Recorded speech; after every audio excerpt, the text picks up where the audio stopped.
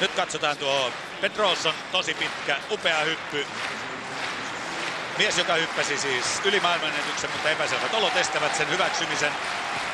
Mutta näin lähtee Kimmoisen todella upea hyppy. 8.70. Ivan Pedroso, Kuuba.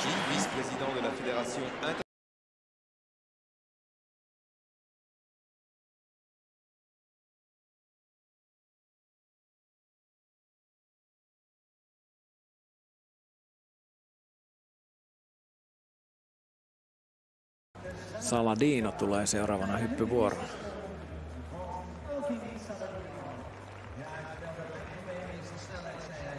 Nyt nähdään pitkä potku. Tämän vuoden kärkitulos siis 8.39. Olosuhteissa ei ole mitään vikaa, voi tulla kovakin parannus siihen.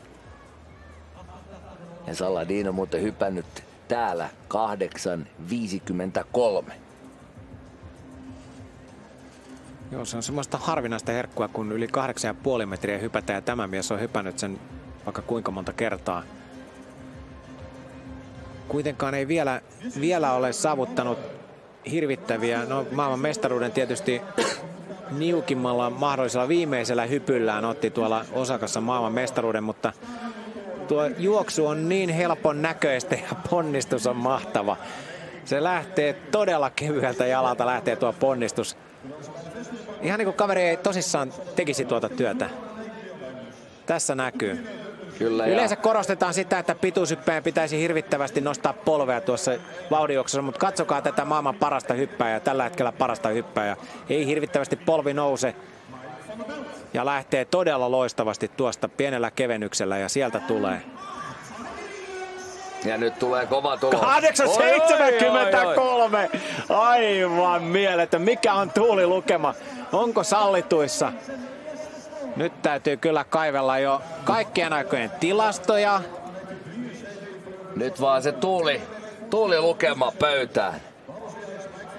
Wind, niin siellä näyttää, katsokaa kuvassa. Wind näyttää Saladino. Mikä se on se tuuli? No oli tuuli mikä tahansa, olihan tuo hirvittävä potku.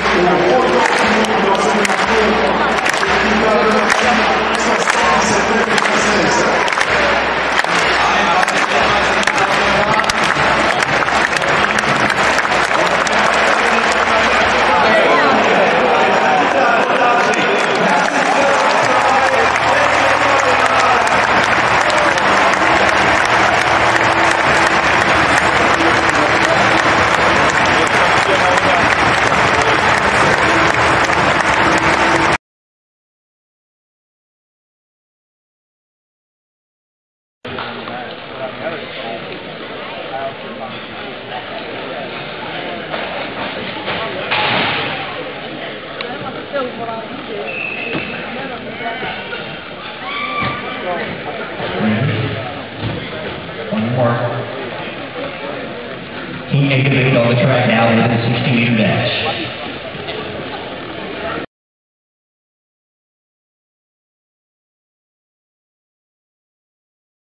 Para Carlos.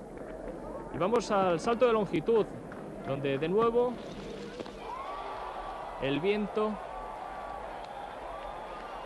perjudicó a algunos atletas. No es el caso de Mirex,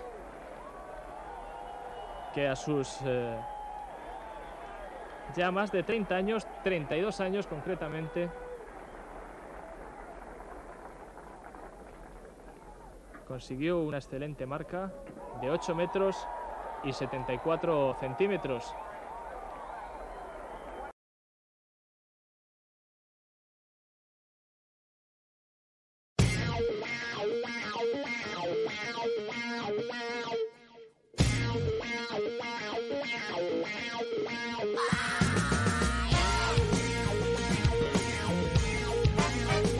Drop it down.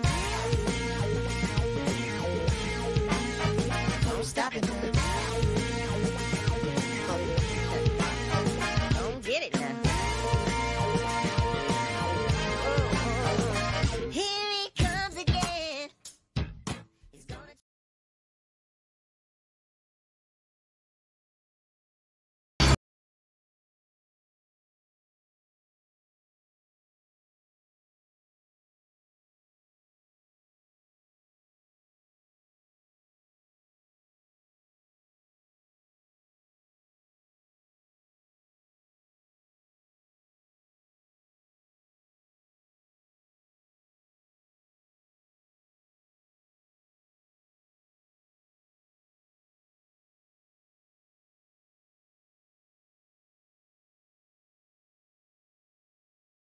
record was set in Mexico City that even for a field including defending champion Lynn Davis and American world record holder Ralph Boston, the contest was effectively over.